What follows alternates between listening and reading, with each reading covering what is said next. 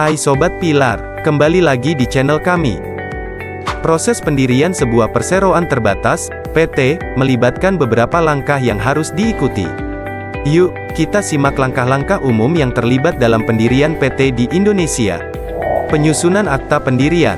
Langkah awal adalah menyusun akta pendirian PT. Dalam akta pendirian ini, informasi yang biasanya disertakan meliputi nama perusahaan, tujuan perusahaan, modal dasar, struktur pemegang saham, dan struktur manajemen perusahaan. Memperoleh persetujuan nama perusahaan. Nama perusahaan harus disetujui oleh Kementerian Hukum dan Hak Asasi Manusia, Kemenkumham.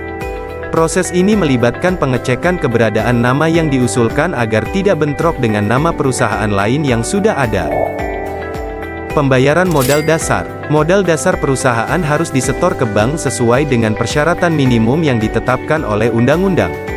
Bukti setoran modal ini akan diperlukan dalam proses selanjutnya. Pengajuan dan pendaftaran perusahaan. Setelah akta pendirian disusun dan modal dasar disetor, langkah selanjutnya adalah mengajukan pendaftaran perusahaan ke Kemenkumham atau lembaga terkait lainnya. Proses ini melibatkan pengumpulan dokumen-dokumen yang diperlukan, seperti akta pendirian, bukti setoran modal, persetujuan nama, dan informasi lain yang diminta. Mendapatkan izin usaha. Beberapa jenis usaha memerlukan izin khusus dari instansi terkait, seperti izin dari Badan Pengawas Perdagangan Berjangka Komoditi, Bapepti, untuk perusahaan perdagangan berjangka, izin dari Badan Pengawas Obat dan Makanan, BPOM, untuk perusahaan farmasi, dan sebagainya. Mengurus NPWP dan SIUP. NPWP, nomor pokok wajib pajak, diperlukan untuk keperluan perpajakan. Sementara SIUP, surat izin usaha perdagangan, adalah izin usaha yang diperlukan untuk melakukan kegiatan perdagangan.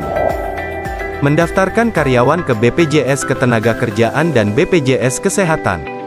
Jika perusahaan memiliki karyawan, perusahaan harus mendaftarkan karyawan tersebut ke BPJS Ketenagakerjaan dan BPJS Kesehatan sesuai dengan ketentuan yang berlaku. Pendirian kantor. Menyewa atau membeli kantor sesuai dengan kebutuhan perusahaan juga merupakan langkah penting setelah pendirian perusahaan. Setelah melewati semua langkah di atas dan mendapatkan persetujuan dari semua instansi terkait, perusahaan akan dianggap sah dan dapat mulai beroperasi secara resmi.